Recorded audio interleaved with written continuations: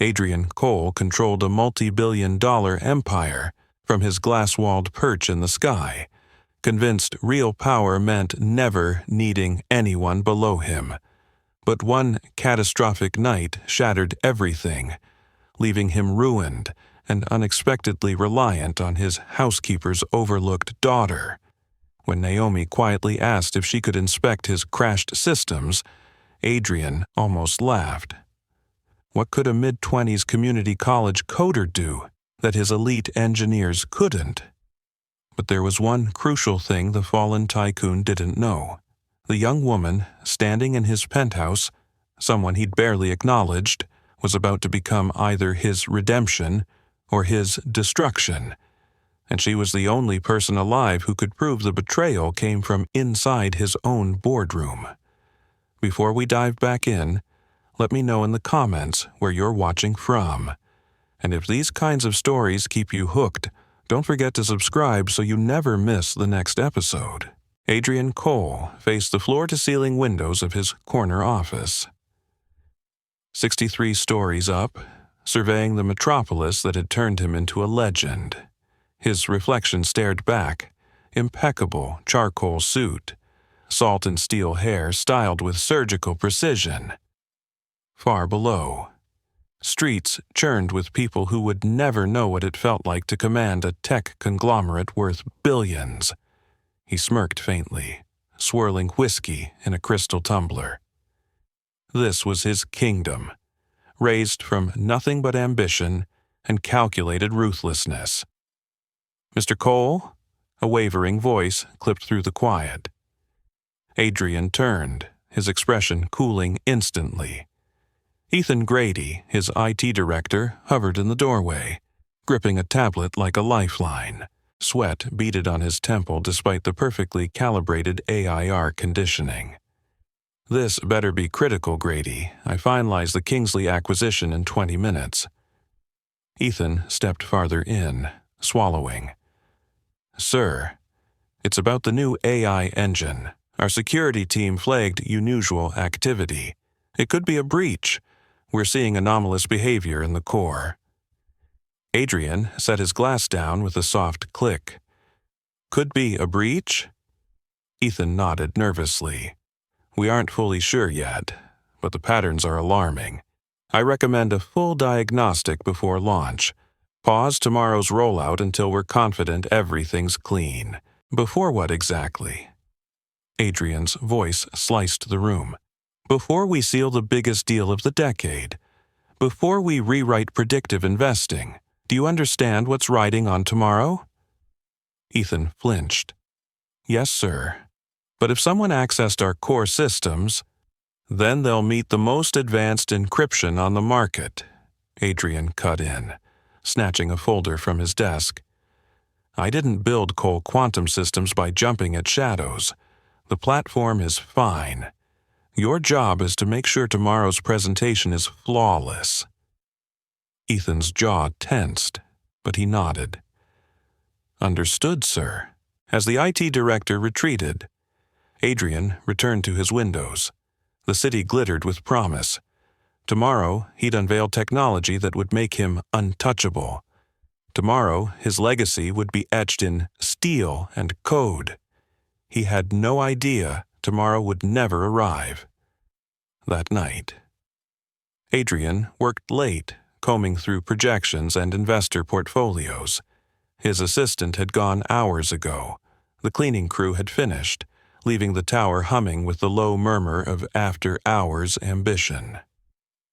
Alone with his empire, exactly how he liked it, Adrian tapped through encrypted dashboards.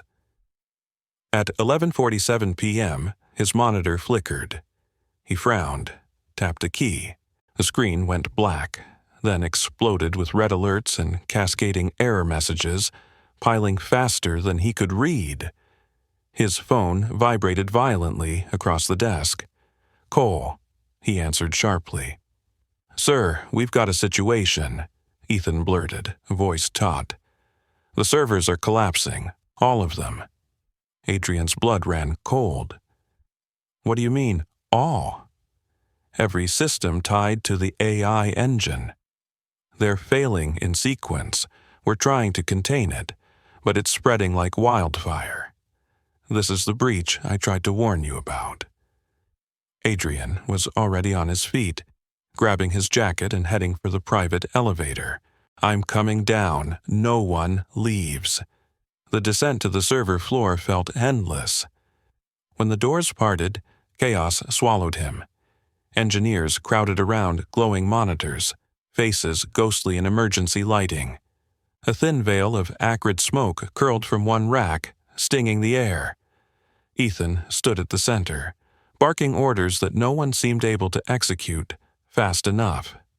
"Talk to me," Adrian demanded. Ethan turned. Exhausted eyes ringed with red.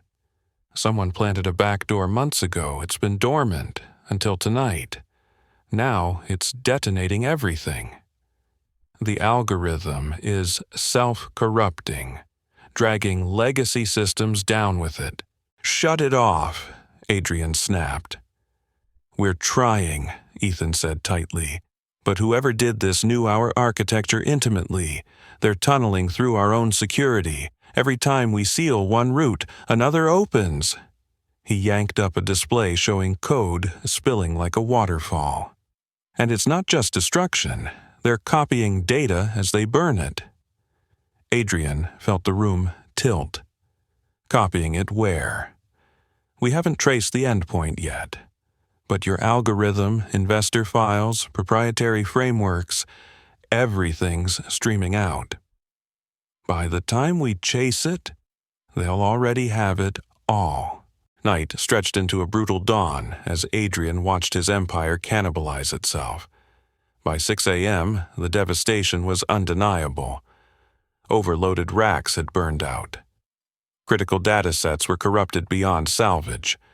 Worst of all, competitors began receiving mysterious packages containing Cole Quantum's most guarded trade secrets. News vans appeared outside the building before breakfast. Adrian stared from his office as satellite trucks multiplied like mold across the plaza. His phone never stopped ringing. Investors, board members, reporters, all demanding explanations he didn't have. His assistant hovered at the doorway, clinging to a stack of messages she was afraid to deliver. "Mr. Cole," she said quietly, "the board called an emergency session. They're saying—" She trailed off, eyes dropping. "Saying what?" he pressed. "They're saying you need to step down." The meeting was a bloodbath. Adrian sat at the head of the table he'd dominated for 15 years, facing men and women he'd mentored, promoted, trusted. Their faces were cool, distant, already decided. Marcus Lang spoke first. Tall, polished, his smile perpetually practiced. He'd been Adrian's right hand since their startup days. "Adrian, we all respect what you've built," Marcus began. "But this disaster happened on your watch. Investors are fleeing.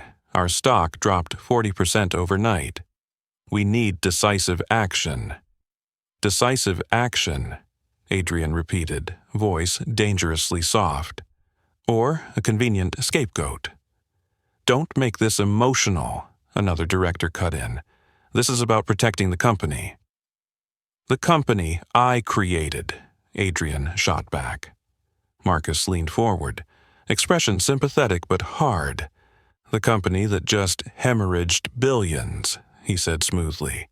"We're offering you a generous exit package. Take it, walk away with your reputation as intact as possible." Adrian scanned their faces, seeing the truth. They weren't giving him anything. They were stripping him of everything. "And if I refuse?" Marcus's smile thinned. "Then we vote, and you know exactly how that ends." The tally was unanimous, 12-1. Even those Adrian had personally recruited raised their hands against him. Security waited in the hallway before the doors opened. "You'll need to surrender your badges and company devices," Marcus said, standing. "We'll have your personal belongings delivered to your residence." Adrian rose slowly. movements controlled despite the inferno inside. He studied Marcus's satisfied expression, committing it to memory. "You orchestrated this. I salvaged this company from your incompetence," Marcus replied, gesturing to the guards. "Gentlemen, please escort Mr. Cole from the premises." The walk to the elevator was the longest of Adrian's life. Employees he'd never bothered to know watched him pass, some pitying, others quietly pleased. Security flanked him like he'd been caught stealing. When the elevator doors shut, cutting off whispers and phone cameras, Adrian finally exhaled. Outside, reporters swarmed. Flashes popped. Microphones shoved toward his face like spears as questions collided around him. "Mr. Cole, how does it feel to lose everything? Did you ignore security warnings? Are criminal charges coming?" Adrian pushed through silently and slid into the back of his town car. His driver mercifully said nothing as they pulled away from Cole Quantum Systems. The penthouse felt like a tomb. Adrian moved through rooms that had once hosted senators, celebrities, and billionaires, now echoing with emptiness. His wife had left 6 months earlier, tired of living with a ghost. His son had cut ties even longer ago, with nothing left to distract him. The silence screamed. He heard the vacuum before he saw her. Elena Foster had cleaned his penthouse for nearly 5 years. A gentle-eyed woman in her early 50s, she worked with quiet efficiency and unshakable dignity. She never asked personal questions, never gossiped, never expected more than a brief nod. Adrian had treated her like part of the furniture, as long as her paycheck cleared. Now she stepped into the doorway, carrying a mug on a small tray. "Mr. Cole, I thought you might need this," she said softly. Adrian looked from the steaming tea to her face. For the first time, he really saw her. The concern in her gaze, the careful way she set the cup down. "Thank you, Elena," he murmured. She nodded and turned to leave, then hesitated. "Sir, if I may, I'm sorry for what happened. It isn't right what they've done. You didn't deserve to be tossed aside like that." Something inside Adrian cracked. "I appreciate you saying that," he replied quietly. "My daughter, she's good with computers," Elena added shyly. "She goes to community college, always talking about code and systems I don't understand. If you ever need help with that stuff..." Adrian almost scoffed. Help from a community college student, a cleaner's kid. But he swallowed the reflexive insult, tasting bitterness. "That's kind of you," he said instead. Elena left him alone with his tea and the ruins of his life. Adrian didn't sleep. All night he sat in his home office, staring at financial statements spelling absolute annihilation. Investor lawsuits would drain whatever assets remained. His accounts were frozen pending investigation. His reputation, once bulletproof, was radioactive. The next morning, a courier arrived with the final blow, a foreclosure notice officially stamped and inescapable, granting him 30 days to vacate.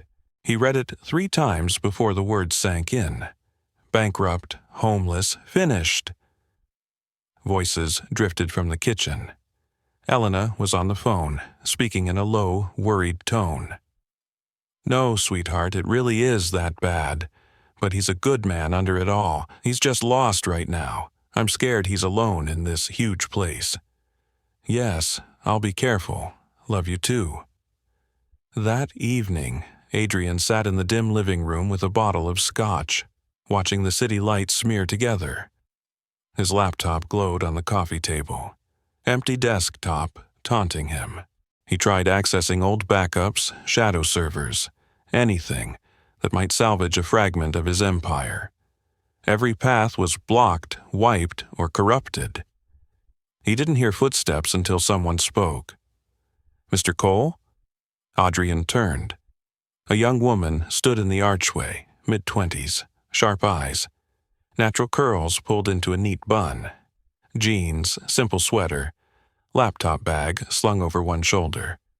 Elena's daughter, clearly. "My mom's worried about you," she said plainly.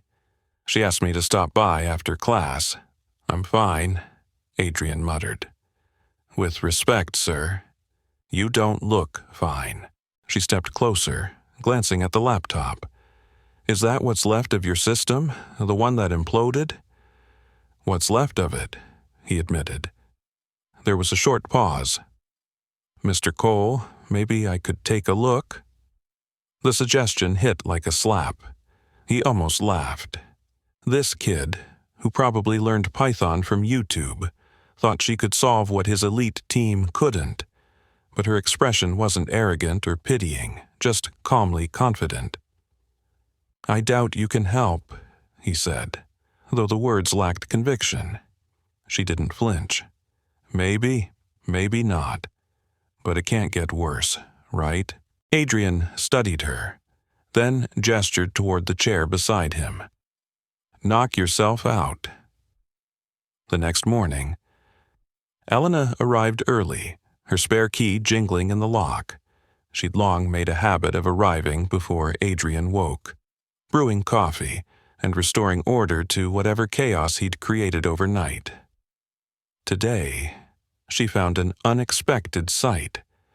Adrian sat amid scattered papers and empty cups in the living room. Her daughter was beside him, hunched over a laptop.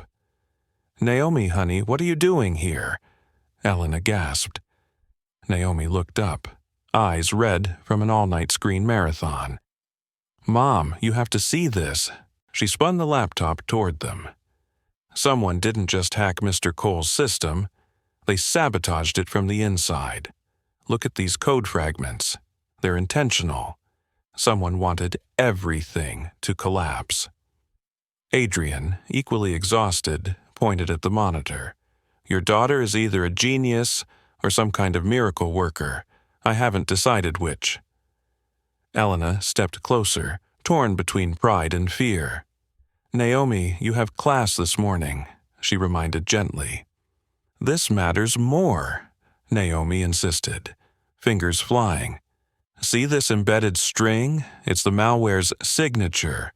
Whoever wrote it left a personalized mark, probably assuming nobody would dig this deep. If I can follow it, we can track the source." Adrian interrupted, old habits sharpening his tone. "It's not that simple. Corporate security isn't tracing calls in a thriller. You can't just follow code." Naomi didn't even look up. "Actually, you can. Programmers have patterns. Habits like handwriting. Their code leaves fingerprints. If I gather enough samples, I can map a profile. That would take weeks," Adrian objected. "Or a few hours," Naomi said, "if you stop interrupting me." Elena sucked in a breath at her daughter's audacity. Adrian, surprisingly, went quiet. He watched Naomi navigate his broken system like she'd built it herself, uncovering pathways he never knew existed. "There," she finally said, pointing at a set of timestamps. "This access point was created 4 months ago. Same credentials, same terminal, every time. Friday nights around 11, like clockwork. Whoever did this had high-level clearance, not some random hacker, an insider." Adrian leaned closer. "Can you tell who?" "Not yet," she replied. "But I can see when they logged in, what they touched, when they planted the malware." A calendar overlay appeared. "See the pattern? Every hit routes through one office machine." She tapped the label. Terminal ID matches Marcus Lang's private workstation. Adrian's breath caught. "Marcus, my business partner." "Former partner?" Naomi corrected gently. Adrian's mind spun, Marcus's eagerness to push him out, the perfectly timed board vote. How prepared everything had seemed. "He set me up," Naomi nodded. Looks that way, but proving it will be harder. The code's sophisticated. He covered most of his tracks. Just not all of them, Adrian said, feeling something like hope stir. You found his signature. There must be more. Maybe, Naomi replied, rubbing her eyes.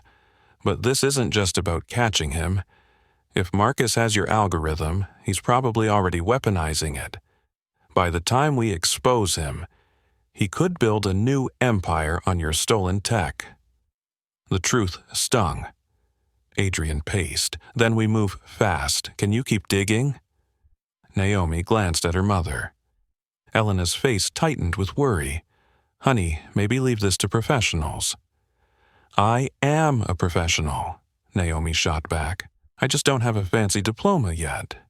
It's not about your skills, it's about safety, Elena insisted. These people are powerful. Exactly why someone has to stand up to them, Naomi said, turning to Adrian. I'll help, but I need access to your old mainframe, the one at headquarters. If Marcus left anything, it's buried there. Adrian shook his head. I'm locked out. I can't even get past reception. Naomi's lips curved into a small, defiant smile. Good thing my mom still has her service entrance key. That night, the three of them stood in the alley behind Cole Quantum Systems.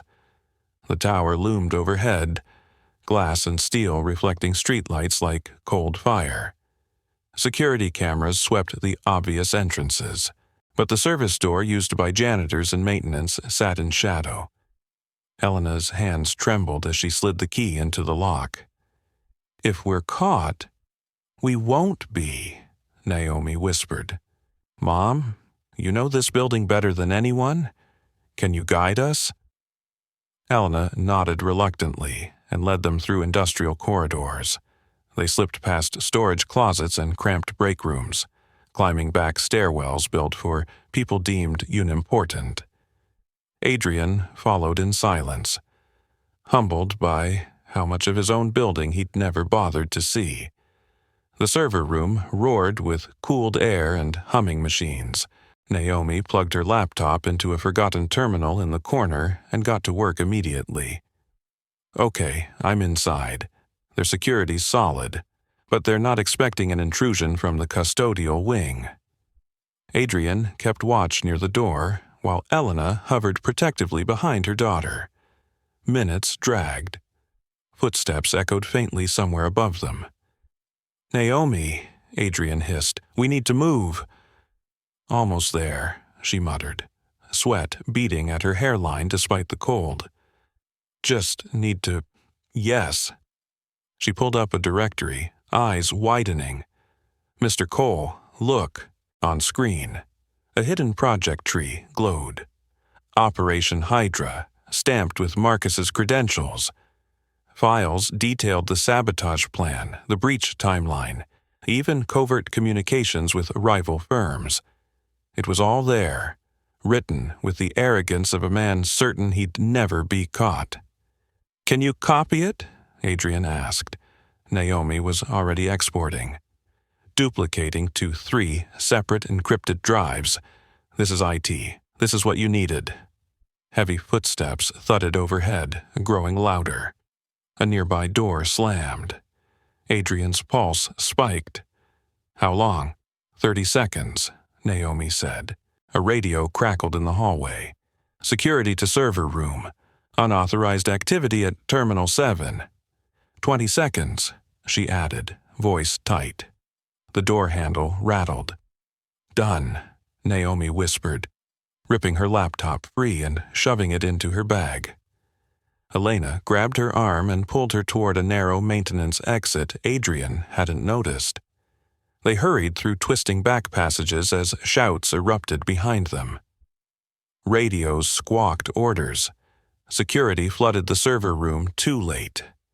The trio slipped out into the alley, then walked briskly toward Elena's aging sedan parked a block away. They didn't run. Running drew attention. They moved like 3 ordinary night shift workers. Only once they were in the car, doors shut and engine humming, did Adrian exhale. In the back seat, Naomi clutched her laptop, grinning breathlessly. "That was insane," she whispered. Elena's knuckles whitened around the steering wheel. "Don't you ever drag me into that again." Yet, even as she scolded, a small smile tugged at her lips. Against every odd, they'd secured the evidence that could flip everything. Adrian caught Naomi's gaze in the rearview mirror. "When you said you knew computers, you undersold yourself." She met his eyes steadily. "People underestimate me all the time, Mr. Cole. I'm used to it." The weight in her words made Adrian's chest tighten. How many brilliant people had he dismissed because they didn't fit his narrow, polished mold of power? "I won't repeat that mistake," he said quietly. Naomi nodded and opened her laptop again. As Elena drove them through the sleeping city, Adrian watched the tower that had once defined his life recede in the distance.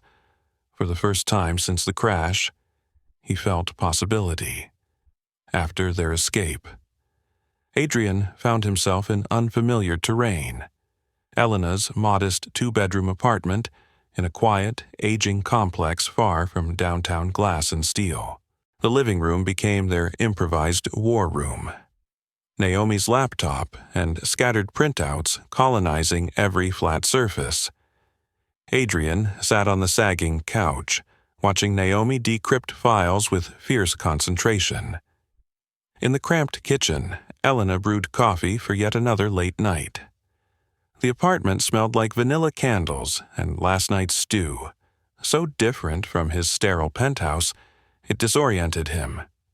"Mr. Cole, you need to see this," Naomi called. He joined her at the folding table. On screen, encrypted messages scrolled, emails between Marcus and 3 board members, plotting a takeover months before the crash. The conspiracy ran deeper than Adrian had imagined. "They choreographed everything," Naomi said quietly. "The breach was just the trigger. They've been positioning themselves to push you out for almost a year." Adrian's jaw clenched. "I thought I was mentoring Marcus," he muttered. "Turns out I was just convenient camouflage." "There's more," Naomi said, switching files. "He's been feeding your competitors pieces of the algorithm for months, selling you off in fragments while pretending to protect the company." The betrayal burned. Marcus had stood beside him at his wedding. He'd held Adrian's newborn son. They'd built the company together, or so Adrian thought. Now he saw the truth. Marcus had waited for the perfect moment to strike, and Adrian's arrogance had given it to him. "Can we use this in court?" Adrian asked. "Maybe," Naomi said, "but emails alone aren't enough. We need logs tying Marcus's credentials directly to the sabotage code." She scrolled through dense lines of programming. He used proxies, layered routes. It's like following footprints through a storm. Elena set 3 mugs of coffee on the table. "Naomi, you've been staring at that screen for 6 hours. Rest." "I'm fine, Mom." "She's right," Adrian added, surprising himself. "We push too hard, we make mistakes. Exhaustion wrecked enough already." Naomi raised an eyebrow. "Is this the same man who used to grind through 30-hour stretches?" Adrian gave a wry smile. "That man lost everything. I'm trying something different." They paused for a quick meal, casserole reheated in a chipped dish, eaten at a wobbly table. Elena insisted Adrian eat. The simple domestic scene felt almost unreal. He couldn't remember the last time he'd shared dinner without a spreadsheet between them. "Mr. Cole," Elena ventured gently, "why did you build all this? What were you chasing?" Adrian stared into his coffee. "I grew up with nothing," he said. "My father scrubbed floors in office buildings. My mother cleaned houses." He stopped, realizing what he'd admitted. He looked at Elena, seeing the parallel for the first time. I spent my life trying to outrun where I came from, he continued. I thought success meant distance, from mop buckets, from worn hands, from people like my parents. He glanced around her cozy apartment. From people like you. And now? Elena asked softly. Adrian exhaled. Now I'm in your kitchen eating leftovers, realizing the person who gutted my life grew up wealthy, and the people helping me rebuild are the ones I never bothered to see. He met her eyes. I'm sorry, Elena, for every time I ignored you, for treating you like part of the scenery instead of a human being. She reached across and patted his hand. We all learn in our own time, Mr. Cole. What matters is who we choose to be now. Naomi watched, her view of Adrian shifting. She'd expected to dislike him, helping only because her mother asked. But his humility, his sincere regret, complicated that. Okay, she said, pushing back her chair. I think I know how to track Marcus properly. It'll mean finding backup servers your company pretends don't exist. Adrian frowned. There aren't any. Everything was centralized. Everything you knew about, Naomi countered. But any decent IT director keeps emergency backups off-grid. I'd bet Ethan Grady has them hidden. If we locate his stash, we'll have clean logs of every action Marcus took.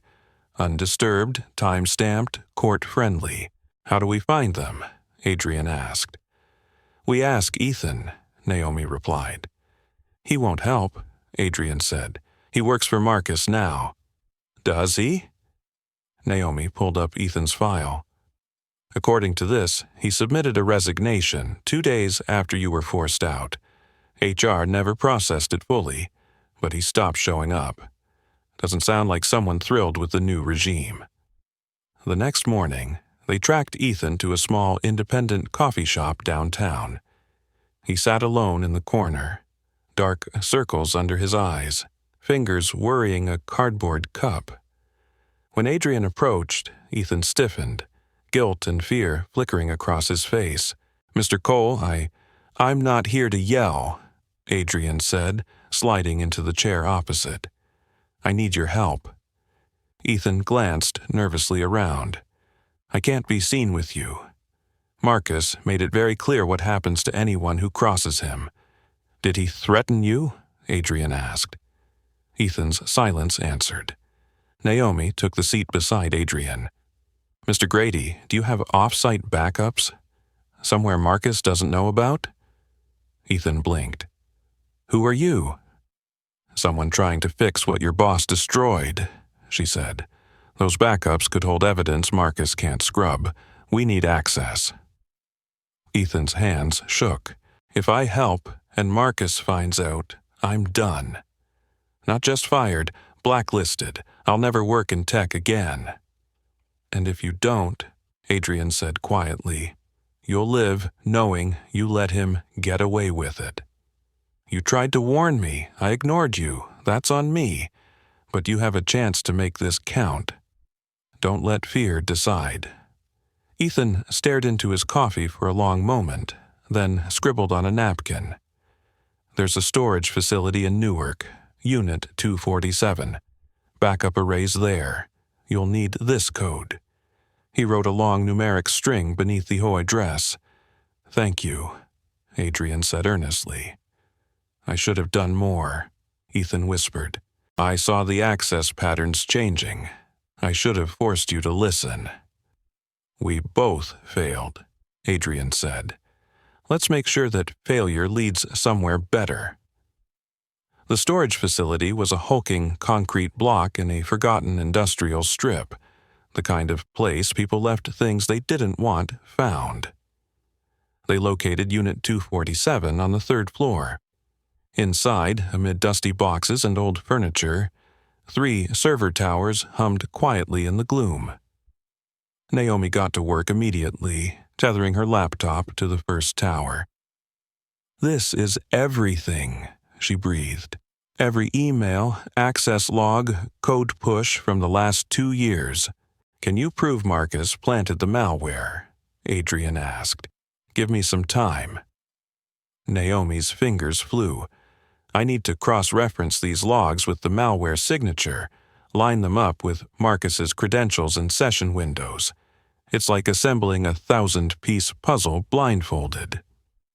Hours crawled.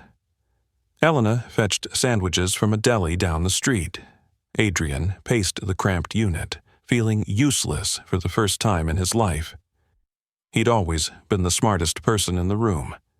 Now, everything depended on a self-taught coder in her mid-20s. Got it, Naomi finally said, voice vibrating with adrenaline.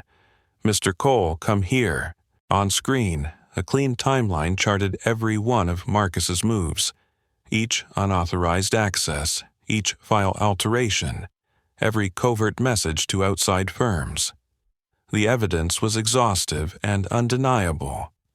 Marcus had dismantled Cole Quantum from within, sold its secrets, and orchestrated Adrian's fall with surgical accuracy.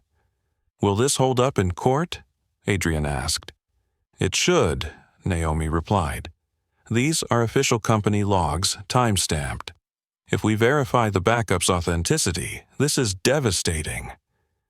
For the first time in weeks, hope felt solid rather than fragile.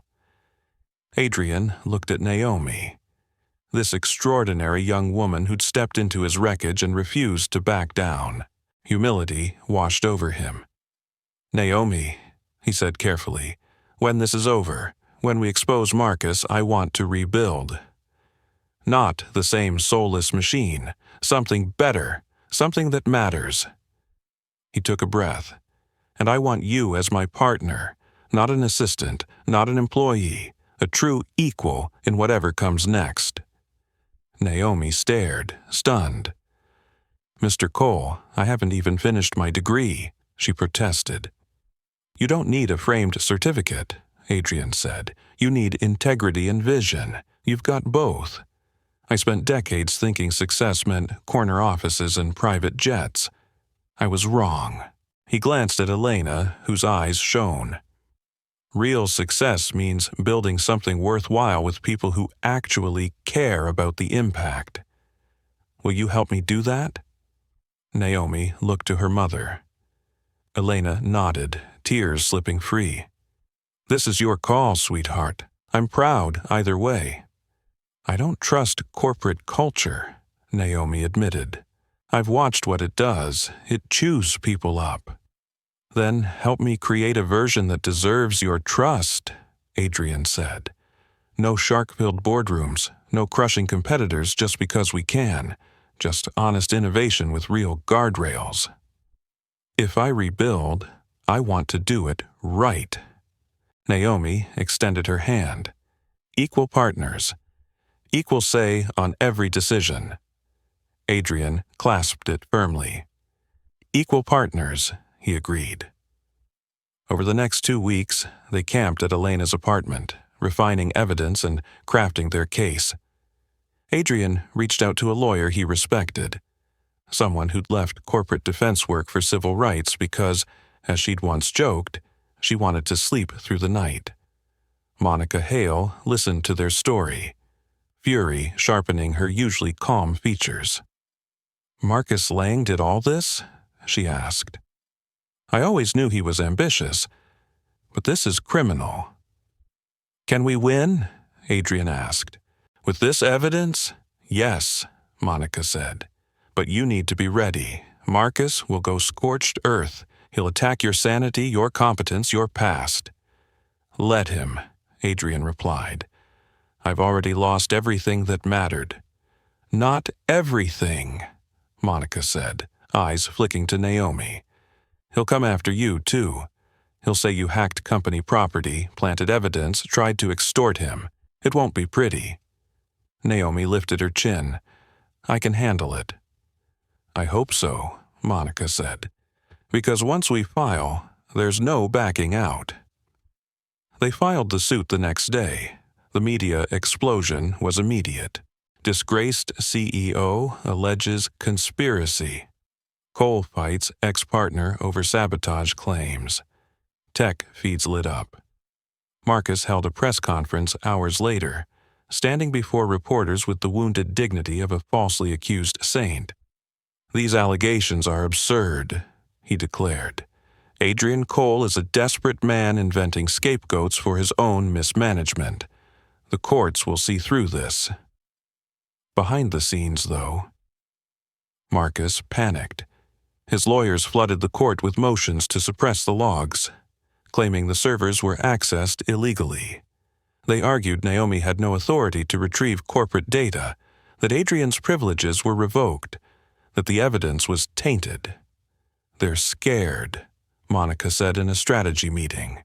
"Innocent people want more evidence. Guilty ones try to bury it." A preliminary hearing was set for 6 weeks out. While they waited, Adrian and Naomi started rebuilding in the only way that felt right: small and honest. They contacted laid-off Cole Quantum staff, engineers, designers, analysts. "We can't pay you yet," Adrian told the group gathered in Elena's living room. "At all, honestly. But I can offer equity in something new. Something anchored in integrity, not ego. If you believe in second chances, for this tech and for ME, help us build it." To his surprise, many stayed. They worked first from Elena's apartment, then from a rented garage when space ran out. Naomi led technical development while Adrian handled business, this time listening more than speaking. He learned names, birthdays, stories. He brought coffee, took out trash, stayed late to help clean. Elena watched with quiet pride as her daughter commanded respect from seasoned engineers, and as Adrian transformed from aloof executive into someone who treated leadership as service. "You're doing good, baby," Elena told Naomi one night, stacking pizza boxes. "I'm terrified," Naomi admitted. "What if I'm not enough? What if I let everyone down?" "Then you learn and try again," Elena said. "Success isn't never falling. It's stubbornly getting up." The algorithm they built was lean and principled. Instead of ruthless, profit-at-any-cost predictions, it prioritized ethical investments, flagging companies abusing workers or wrecking the environment. It favored long-term stability over short-term spikes, even when that meant lower immediate returns. "Investors want maximum profit, not moral lectures," one developer warned. "Then we'll find different investors," Adrian replied. "People who understand that real sustainability needs more than quarterly wins." The first backer was a small nonprofit focused on ethical finance, offering just enough to keep them afloat. A tech blogger spotlighted their project, praising their blend of advanced modeling and ethics. The piece went viral, drawing curious investors and supporters. Momentum built just as the court date loomed closer, and on the morning of the trial, everything came to a head. The day dawned unnaturally cold, as if the city sensed what was coming. Adrian stood before his hotel mirror, adjusting a borrowed tie, looking leaner, older, but more present than the billionaire who once ruled boardrooms. In court, Marcus's attorney rose smoothly. "Your Honor, what we have here is not conspiracy," he began, "but a fallen executive spinning fantasies to escape responsibility. We'll present time-stamped logs, internal messages, and forensic data proving Mr. Lang intentionally seeded malware, leaked trade secrets to rivals, and engineered Mr. Cole's ouster from the very company he created," Monica told the jury. She moved toward the jurors, meeting each gaze. "You'll hear from Naomi Williams, a young specialist whose skill and courage uncovered what seasoned experts overlooked. You'll see evidence Mr. Lang tried desperately to erase. You'll realize this case isn't about wounded pride or petty revenge," she finished. It's about what happens when powerful people weaponize their influence and betray the trust placed in them. The room felt charged. The first day focused on pure technical groundwork. Cybersecurity specialists outlining server logs, encryption layers, and the breach timeline. Adrian watched Marcus carefully, noting how his former partner sat relaxed, occasionally whispering to his lawyer, radiating smug confidence. Day 2 brought human witnesses. Former Cole Quantum employees described Marcus's behavior before the crash. His sudden fascination with security systems, secretive after-hours logins, and closed-door meetings that somehow never included Adrian. Patterns emerged, subtle but unmistakable. Mr. Lang was always driven, testified Sarah Mitchell, a former project lead. But after Mr. Cole announced the new AI platform, Marcus's whole attitude shifted. He complained constantly that Adrian took credit for everyone else's brilliance. He'd make these comments half-joking about how the company needed new leadership to really thrive, she continued. It felt like he was slowly turning people against Adrian, testing our loyalties piece by piece. On cross, Victor Blackwell pounced. Ms. Mitchell, isn't it accurate that you were let go from Cole Quantum for performance issues? I was laid off when Marcus took control, alongside 40 other people, she answered evenly. Laid off, fired, call it what you like, Blackwell said smoothly. You resent Mr. Lang, don't you? Sarah's jaw tightened. I resent being collateral damage in his plan to steal a company, she replied, voice steady. The back and forth turned brutal. Blackwell twisted words, highlighted inconsistencies, pushed every witness until their confidence frayed. By afternoon recess, strain etched the faces of those who'd come to support Adrian's case. That was exactly Marcus's strategy. They're trying to grind us down, Naomi murmured during a hallway break. Make everyone so exhausted they'd rather forget than fight. Adrian nodded. Then we refuse to break. Tomorrow you testify. Show them what real backbone looks like. That night, Marcus's camp escalated. When Adrian returned to his hotel, an unmarked envelope waited under the door. Inside, a single glossy photo showed Naomi leaving a campus bar, framed to look compromising. A typed note accompanied it. Withdraw your lawsuit, or the world learns about your employees' extracurricular activities. Adrian's hands trembled with anger. He called Monica immediately. Within half an hour, she arrived with Naomi and Elena. Naomi studied the image under the lamp. It's doctored, she said flatly. The face is mine, but the body, lighting, proportions, they're wrong. Someone spliced my head onto another woman's photo. Can you prove that? Monica asked. Easily, Naomi replied. But that's not really the point, is it? This isn't about truth. It's psychological warfare. They want fear to do what evidence couldn't. They threatened you, Adrian said, voice tight. They're coming after you personally because they know you're our linchpin. And we'll make them regret it, Monica said, sliding the envelope into a folder. This is witness intimidation, clear as day. We bring it to Judge Morrison first thing, she added. Across the room, Elena stayed silent, worry etched deep. Maybe we should reconsider, she whispered. These people are dangerous, Naomi. They don't fight fair. If we walk away now, they win forever, Naomi said, taking her mother's hands. They'll keep crushing anyone who resists, because everyone's too scared. You raised me to stand up when something's wrong. That hasn't changed. Tears glistened in Elena's eyes as she hugged her daughter tight. I know, she said hoarsely. I just wish the world wasn't so brutal to people trying to do the right thing. The next morning, Monica presented the envelope in chambers. both legal teams present.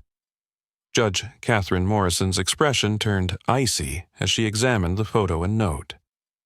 "Mr. Blackwell," she said, voice like steel, "does your client know anything about this?"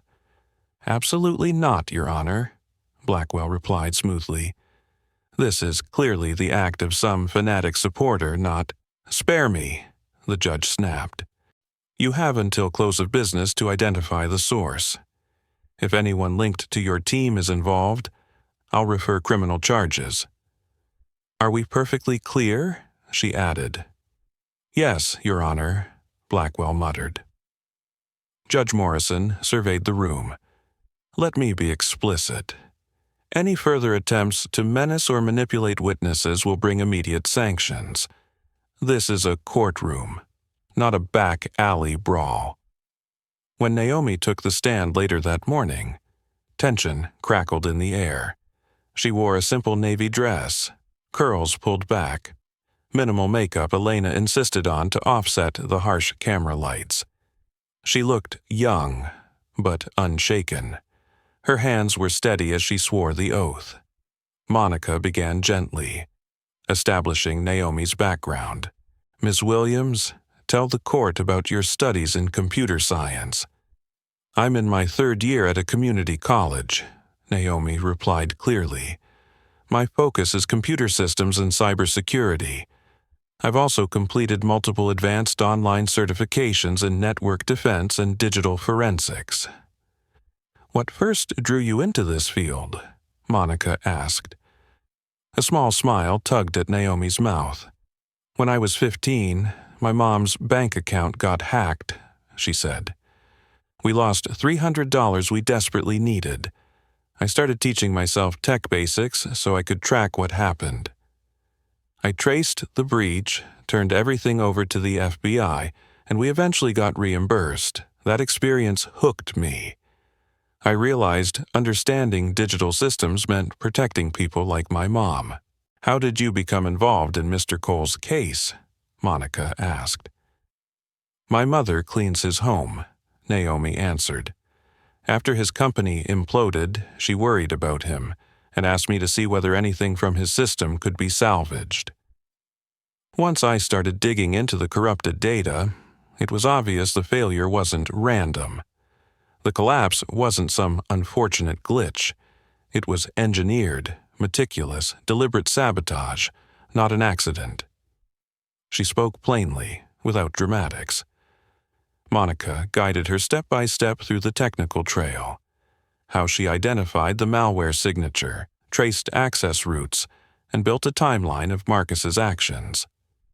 Naomi translated jargon into clear, relatable analogies. Never talking down to the jury, she stayed calm, concise, and precise. When Monica finished, the jury genuinely seemed to understand the digital puzzle. Then Victor Blackwell rose, adjusting his cufflinks, expression oozing condescension. "Ms. Williams," he began, "you're 21, correct?" "Yes," Naomi answered. "And you attend a community college, not, say, MIT or Stanford." "That's right," she replied evenly. "You couldn't afford a 4-year university, could you?" "Objection," Monica snapped. "Relevance? Establishing qualifications, Your Honor." "Overruled," Judge Morrison said. "But keep it brief, Mr. Blackwell." He smiled smugly. "Ms. Williams, you hold no formal degree, no brand-name professional credentials, and no full-time cybersecurity job, correct?" "I hold multiple advanced online certifications," Naomi said. "Self-paced courses anyone with a laptop can complete," Blackwell countered. "Not quite equivalent to a top-tier degree, wouldn't you agree?" Naomi's face didn't flicker. "Some of the world's best engineers are self-taught. Paper credentials don't guarantee competence. Results do." "Results," Blackwell echoed with a chuckle. "You're testifying about incredibly complex enterprise systems based largely on training from online content. Tell me, Ms. Williams, who's compensating you for this testimony?" "No one," Naomi replied, I'm not being paid." "Really?" Blackwell pressed. "Because you're listed as a partner in Mr. Cole's new venture, Amara Technologies. That sounds like generous payment in exchange for painting my client as a villain." "I'm a partner because I helped design and rebuild the technology," Naomi said. "Not because I agreed to testify. That decision came later." "How remarkably convenient," Blackwell sneered. He paced slowly before the witness stand. "Let's discuss how you obtained this so-called evidence. You accessed company servers without authorization, didn't you?"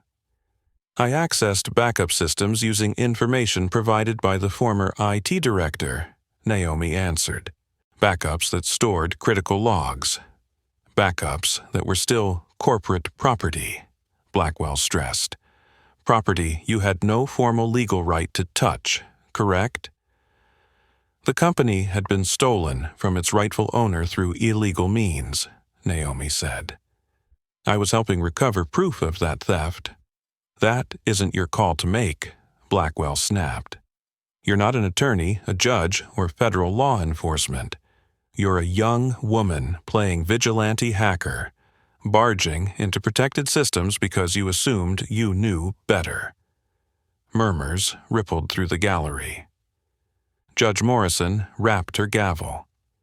"Mr. Blackwell, tone," she warned. He pivoted. "Your mother works for Mr. Cole as a housekeeper, correct? I imagine she was devastated when his fortune vanished. Did she beg you to help him? Maybe suggest there'd be financial gain if you could fabricate a convenient conspiracy."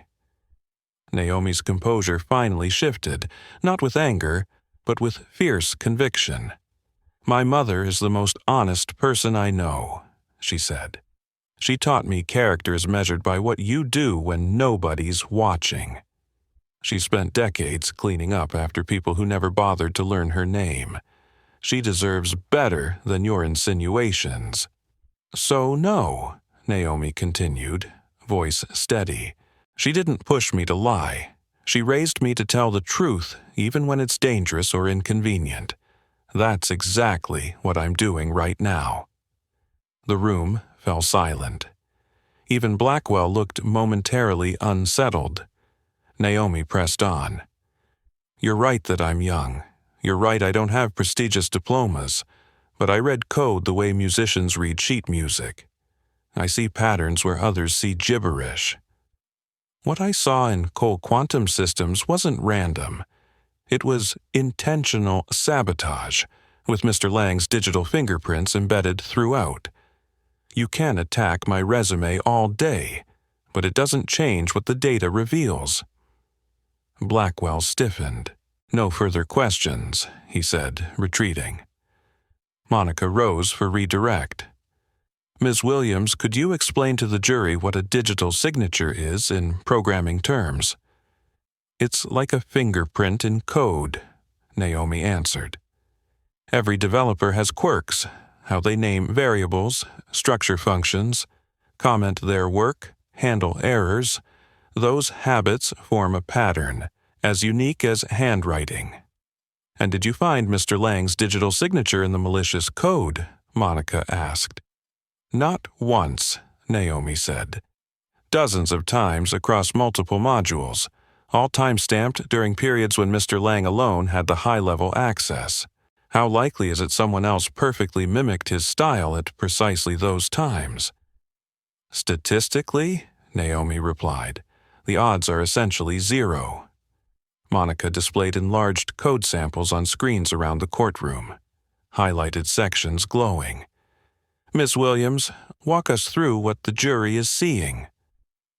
"These are 3 separate malware segments planted months apart," Naomi explained. "Notice the identical variable patterns, same comment phrasing, same unusual error handling structure. This isn't random similarity. It's one coder repeating their style again and again." Jurors leaned in, squinting at the highlighted lines. Even those without technical backgrounds could see the repeating shapes and phrases. "Thank you, Ms. Williams," Monica said. No further questions. Naomi stepped down, passing close to Marcus's table. Marcus glared at her openly now, polish gone, resentment blazing. Naomi met his stare without hesitation, then took her seat beside Adrian. "You were extraordinary," Adrian whispered. "I just told the truth clearly," she replied. "That's all." The trial stretched 3 more days. Independent experts corroborated Naomi's analysis. An FBI cybercrime agent testified the backup logs were authentic and properly preserved. Former staff described Marcus panicking after the breach, frantically purging drives and shredding documents. When Marcus finally testified, Monica dismantled his story piece by piece. Every excuse clashed with hard evidence. Every alibi unraveled. He claimed the logs were forged, but couldn't explain how. Suggested Adrian framed him, but offered 0 actual proof. By the time he stepped down, even his own attorneys looked shaken. Closing arguments were crisp. Monica laid out a simple, devastating timeline of betrayal, backed by irrefutable records. Blackwell tried to conjure doubt, but his arguments felt thin. Judge Morrison instructed the jury carefully and sent them to deliberate. 24 tense hours later, they returned. "Have you reached a verdict?" she asked. "We have, Your Honor," the foreperson replied, holding a folded sheet of paper. "On the charge of corporate sabotage. How do you find the defendant?" "Guilty." "On the charge of theft of proprietary information?" "Guilty." "On the count of fraud?" "Guilty." The courtroom erupted in shocked whispers and gasps. Marcus went almost gray, knuckles white on the defense table. His lawyers scrambled, muttering about appeals. But Judge Morrison's gavel cracked sharply. "Mr. Lang, this court finds you guilty on all counts. Sentencing will occur 3 weeks from today. You will surrender your passport and submit to electronic monitoring immediately," she continued. Then she turned to Adrian. "Regarding the civil claims, the court rules entirely in your favor. Full ownership of the algorithm and related intellectual property returns to you, along with damages totaling." Adrian stood. "Your Honor, if I may." She eyed him. "Briefly, Mr. Cole. I don't want the damages," he said. "I'd like the funds directed to scholarships for under-resourced students pursuing technology, students like Naomi, who have the talent but not the access." A faint smile softened the judge's features. "A commendable request. The court approves that designation. Anything further?"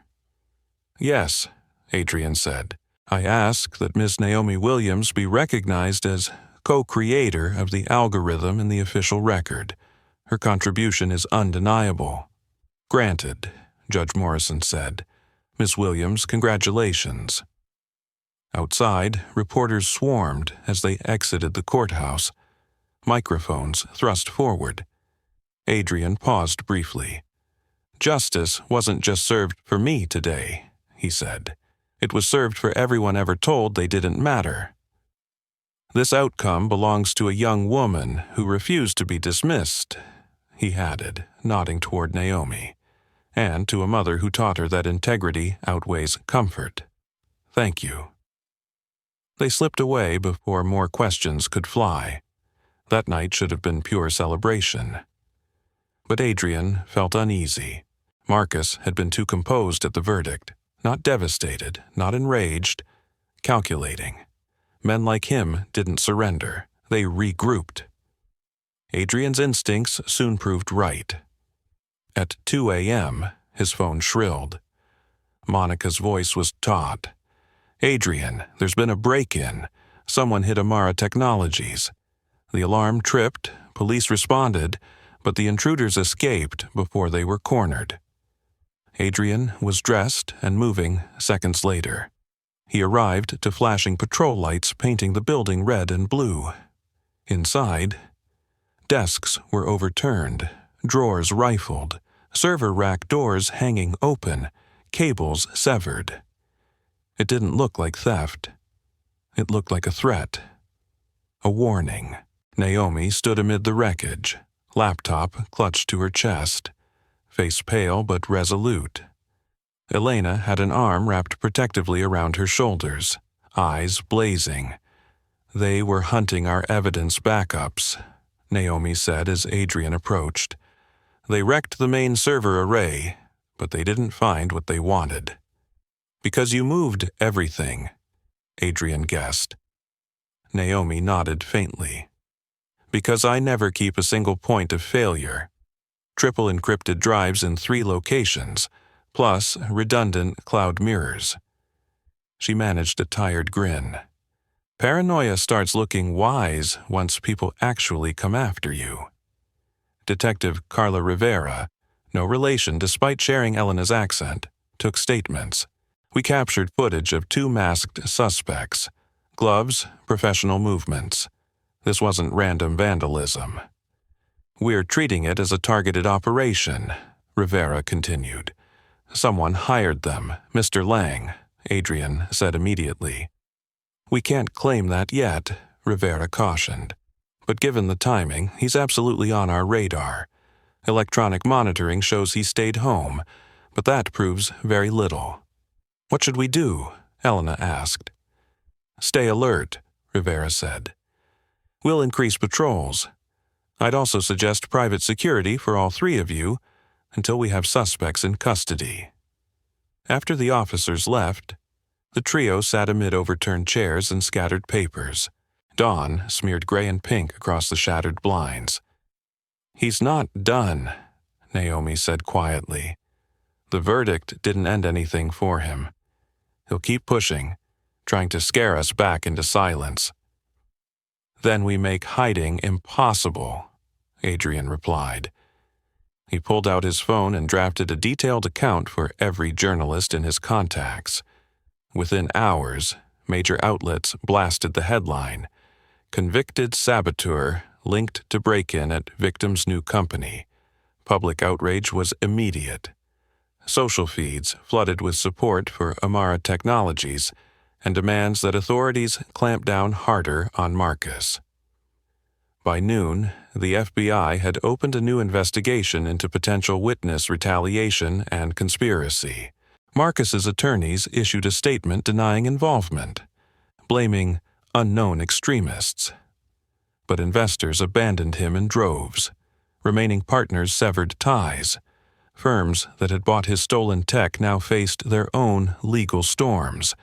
His empire crumbled in days. That evening, as Adrian helped Naomi and Elena straighten the office, his phone buzzed with a blocked number. Cole, he answered. You ruined me, Marcus rasped. His voice sounded frayed, stripped of charm. Everything I built is gone. You ruined yourself, Adrian said. I just made your choices visible. I made you, Marcus snarled. Without me, you'd still be chasing small contracts. Without you, I'd still have my soul, Adrian replied. We could have built something honorable. Don't preach to me, Marcus snapped. You were just as cutthroat as I was. Only difference is you got lucky. No, Adrian said calmly. The difference is I learned from the collapse. You're still blaming everyone but the man in your mirror. Silence stretched. Then a harsh laugh. You think this is over. I've still got friends, money, moves you can't see. Then use them to become better, Adrian said. If you keep swinging, you'll only lose what little remains. He hung up. Was that him? Naomi asked. Yeah, Adrian said. Anything we should worry about? Nothing worth repeating, he answered. Our best answer is the same. Keep building. Make what we create so strong his resentment becomes background noise. Over the next 2 weeks, they rebuilt the office, upgraded security, and threw themselves into work. The verdict story continued to circulate, drawing unexpected opportunities. Universities requested Naomi as a guest lecturer. Investors approached with clean offers. Former Cole Quantum employees, disillusioned by what had happened, reached out wanting to join Amara Technologies. But the most powerful moment came when Elena's name was officially added as co-founder to the corporate charter. Monica presented the papers in a small ceremony. From today forward, Monica announced, Amara Technologies is legally recognized as founded by Adrian Cole, Naomi Williams, and Elena Williams. Equal equity, equal authority. Elena's hands shook as she held the document, tears streaking down her cheeks. I've spent my life cleaning other people's offices, she whispered. I never imagined my name on one. You've always been more than your job, Naomi said, hugging her. You raised me, sheltered Adrian, kept us grounded. This company carries your spirit. Adrian nodded. Amara Technologies exists because you opened your home when mine disappeared. This is just the world catching up to what we already knew.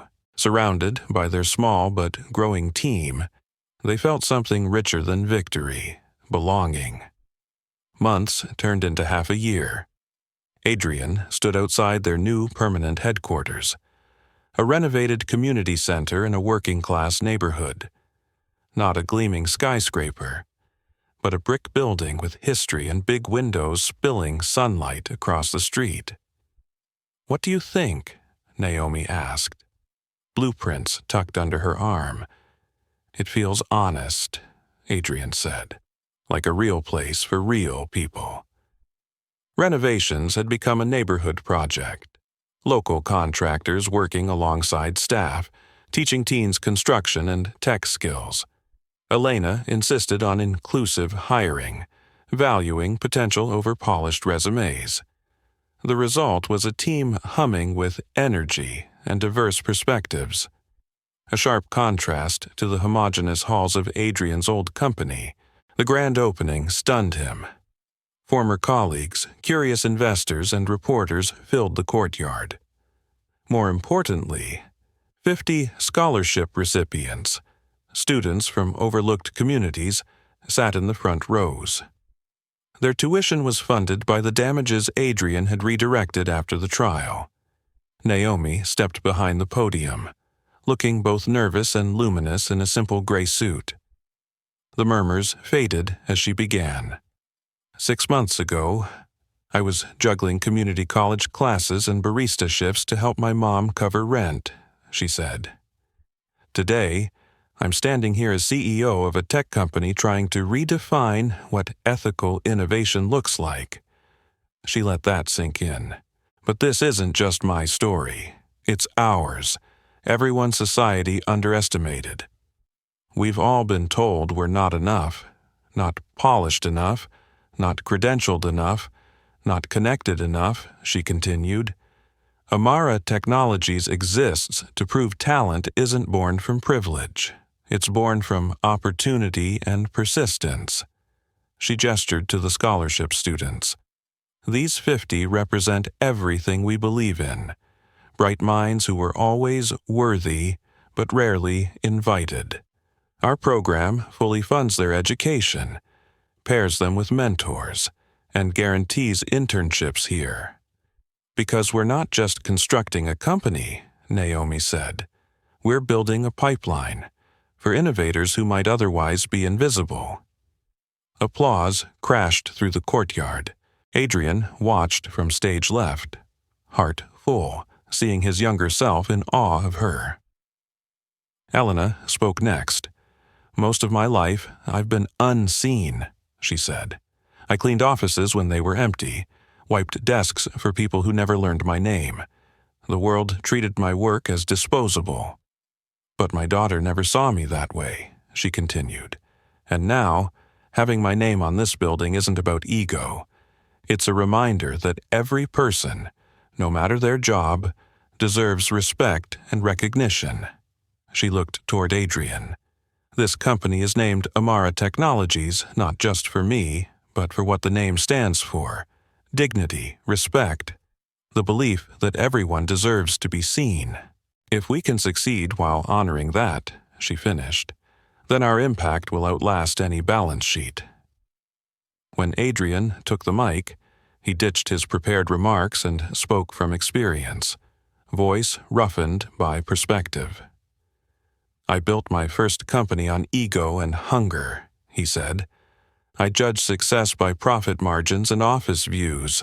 I hired for pedigree and fired for quarterly dips, and I lost everything because I forgot people. Companies don't thrive because of genius CEOs," Adrian continued. "They thrive because of talented people pulling together toward meaningful goals. I had to watch my empire implode to finally understand that." He motioned to Naomi and Elena. "These women pulled me out of my own arrogance," he said. "They showed me leadership is service, that ideas are richer when they come from many voices, and that profit should follow purpose, not replace it. Amara Technologies will stand or fall based on whether we honor that," he concluded, "and I promise you, we intend to." The crowd surged to its feet, applause echoing through the refurbished hall. Throughout the evening, people shared stories with Adrian. One young woman approached. "Mr. Cole, I'm Emma Lawson. I used to be a junior attorney at Cole Quantum." He frowned slightly.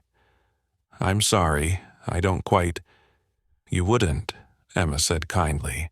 "You walked by my desk every day for 2 years without a hello. When I flagged contract irregularities, your assistant said you didn't have time for rookie concerns."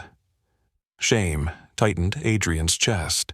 "I was unbelievably arrogant," he said. Emma shrugged. "So was I. I thought success meant clawing upward at any cost. I left corporate law after your trial, joined a civil rights nonprofit. I make less, but I sleep." "So why come tonight?" Adrian asked. "To see if you'd changed," Emma replied. She glanced around at the diverse crowd, scholarship students, local families. "Turns out, you really did. That gives me hope for all of us." Similar conversations unfolded all night. Ex-employees spoke about reevaluating their own choices.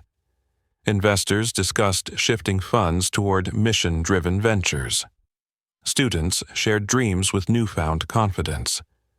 Adrian felt something he'd never had at his old company: genuine connection.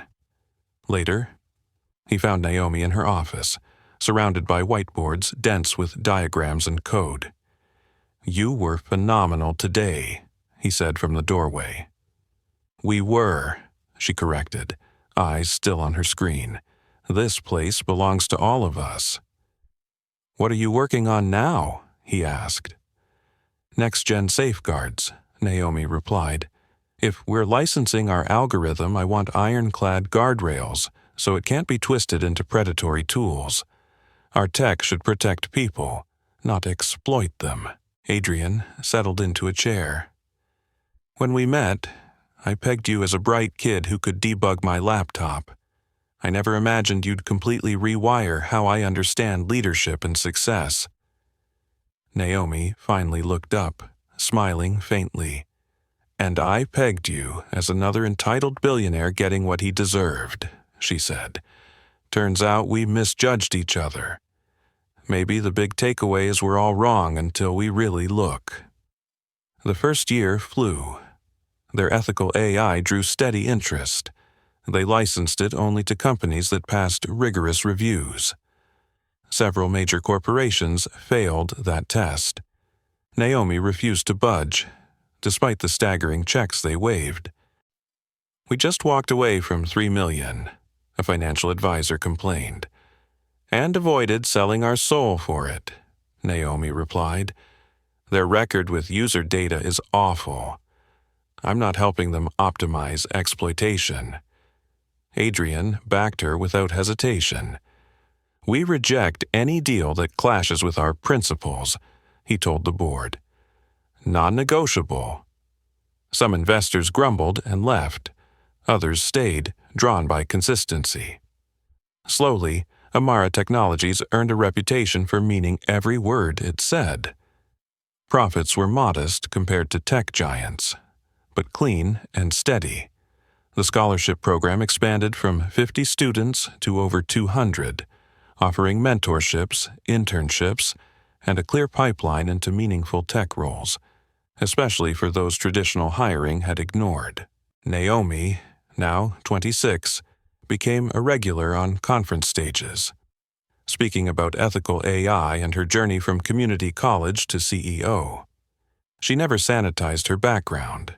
Instead, she leaned into it, proving success doesn't require privilege, just opportunity, grit, and allies. Elena embraced a public role she'd once feared. She led community outreach, forging partnerships with local schools, launching adult retraining programs, and ensuring the company remained woven into the neighborhood's fabric instead of floating above it. "We don't just extract talent and money from this community," she told a local reporter. "We invest right back. These folks are our neighbors. Their stability is tied to ours. That's the relationship we want." Adrian's role evolved. He handled operations and investor relations, but no longer dominated conversations. Instead, he facilitated, listened, and amplified others' ideas. Collaboration demanded more effort than command and control, but the results, and his own peace, were infinitely richer. 3 years post-trial. Stanford's business school invited him back to speak. Standing before sharp-eyed MBAs, Adrian smiled ruefully. "Last time I was here, I told a very different story about winning," he began. "I said you needed to be the smartest in the room, the most relentless, willing to sacrifice anything for profit. I called compassion a liability." He paused. "I was catastrophically wrong." He described losing everything: Naomi's intervention, Elena's compassion, the rebirth of Amara Technologies. "The company I run now generates a fraction of my old revenue," he said, "yet it creates exponentially more real-world value. We hire people others overlook. We build tech that improves systems instead of simply extracting money. We count success in lives changed, not just dollars stacked." A student raised a hand. "Isn't that approach naive? How do you compete with ruthless companies?" she asked. "By redefining competition," Adrian answered. "We're not chasing domination or annihilating rivals. We're proving ethical business is viable business. And more investors and customers want that every year." Another student asked, "What about when ethics and profit collide?" "We pick ethics," Adrian said simply. Interestingly, that choice often drives better long-term performance. Integrity attracts loyal customers, committed employees, and patient backers. Exploitation burns bright, then burns out. Afterward, students crowded around asking how to build careers without abandoning their values. Adrian realized this generation was hungry for a different playbook, one that measured impact alongside income. He felt cautiously optimistic about where they might carry the torch.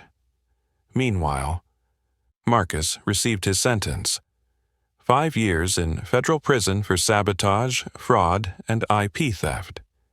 His assets were seized to repay damages. His name became a case study in business ethics courses nationwide. A cautionary tale. Adrian felt no triumph reading about it, only sadness. 2 men who could have built something extraordinary together had instead nearly destroyed each other. One learned from the fall, the other kept flailing downward. One afternoon, a letter arrived from Marcus's prison facility. It was short. Marcus admitted he'd acted from terror. Terror of being exposed as inadequate, of losing relevance, of watching Adrian realize he didn't need him. "I'm not asking forgiveness," the letter ended. "I don't deserve it. But watching you rebuild with integrity has taught me more about leadership than decades in boardrooms ever did." Adrian filed it away, unanswered. Some journeys were solitary. 5 years after the verdict, Amara Technologies was considered a model for ethical innovation. Their AI engine was licensed by dozens of conscientious companies. Their scholarship initiative had aided over 500 students with remarkable graduation and placement rates. Naomi, now 26, graced major tech magazine covers not as a token face, but as a respected designer reshaping the field. She refused lucrative offers from mega corporations, telling Adrian they want optics. Here, we actually live the values. Elena received civic awards for community uplift. The neighborhood flourished, new shops, safer streets, steady jobs. Amara Technologies had become a cornerstone, proving corporations could heal as well as harm. Adrian, now in his early 60s, thought constantly about legacy. Not legacy of buildings or titles, but of people empowered and principles preserved. And always, at the story's heart, remained a single moment. A quiet voice asking, "Can I take a look?" And a fallen man finally wise enough to say yes. Power without humility always cracks. If you're in your 60s or 70s, you've seen more than a few Adrian Coles in your lifetime, men who climbed so high they forgot what the ground looked like. Adrian believed real power meant never needing anyone below him. He had the view, the penthouse, the glass office, the billions on paper. Maybe it reminds you of executives you watched on the evening news, or a boss you once had who wouldn't remember your name if you passed him in the grocery store. His fall came fast. A hacked system, a partner's betrayal, a boardroom that turned on him in one brutal vote. But if we're honest, the cracks started long before the computers exploded. They began the day he decided the people who cleaned his floors and brewed his coffee didn't matter. The older we get, the clearer it becomes. The moment you think you're untouchable is the moment life starts quietly sharpening its lessons. Power without humility always, eventually, finds its breaking point. Lesson 2. The people you overlook may be the ones who save you. Many of us grew up watching our parents or grandparents work invisible jobs. Janitors, housekeepers, factory hands, bus drivers. They kept everything running but were rarely thanked. Elena, the housekeeper, belonged to that quiet army. For years, Adrian barely noticed her. She moved through his penthouse like a ghost, polishing his trophies while he took conference calls. Yet, in his worst hour, it was Elena who showed up with a cup of hot tea and genuine concern. And it was her daughter, Naomi, a community college coder with no fancy diploma, who crawled into the wreckage of his systems and found the truth. Think about that. Not the Ivy League engineers, not the polished board members, but a young woman everyone underestimated and a mother the world treated as background. Together, they uncovered the sabotage, broke into the company through the service entrance, and carried out the evidence that saved his name. If you've ever been overlooked, you know how that feels in your bones. This story reminds us that human worth isn't set by job titles or zip codes. Sometimes the hands that once emptied trash cans are the same hands that pull you back from the edge. Real success is measured by what you rebuild, not what you lose. By the time the courtroom dust settled, Adrian had every reason to grow bitter. He'd been humiliated on national television, stripped of his company, nearly ruined by the man he once called a friend. Folks our age know that kind of loss, maybe not in billions, but in jobs, marriages, health, or retirement savings that suddenly vanished. What makes Adrian's story different is what he chose to do with his second chance. instead of chasing another skyscraper. He sat at a wobbly kitchen table in a modest apartment and started over with Naomi and Elena as equal partners. They built a new company that refused to sell its soul for a bigger check, turned down shady investors, and wrote ethical guardrails directly into their code. The damages he won in court didn't go to another sports car or vacation home. They funded scholarships for kids like Naomi who just needed a shot. Years later, his legacy wasn't measured in square footage or stock price, but in hundreds of young people crossing graduation stages, in a neighborhood lifted by honest jobs, and in a company where the woman who once carried a vacuum now signs contracts as a co-founder. For those of us thinking about the mark we'll leave behind, Adrian's journey offers a gentle but firm reminder. What we cling to will die with us, but what we choose to rebuild with integrity can outlive us by generations. The story we hand to the next generation. If you're over 65, you've already handed down recipes, family stories, maybe a favorite set of tools or a quilt. But the most powerful inheritance isn't in a safety deposit box. It's the values our children and grandchildren see us living. Adrian's fall and redemption, Naomi's courage, and Elena's quiet strength show a pattern many elders recognize. Life will knock us flat, sometimes through no fault of our own. Yet we still have a say in who we become afterward. We can grow hard and bitter, or softer and wiser. We can cling to status or invest in people. This story invites each of us, in these later chapters of life, to ask a simple question. When my time is done, will people remember what I owned or the lives I quietly lifted when everything was on the line? Friends, after walking with Adrian, Naomi, and Elena through betrayal, loss, and rebuilding, I'd love to hear from you. At this stage of your life, what does real success mean to you now? Is it money, freedom, family, faith, the people you've helped, or something else entirely?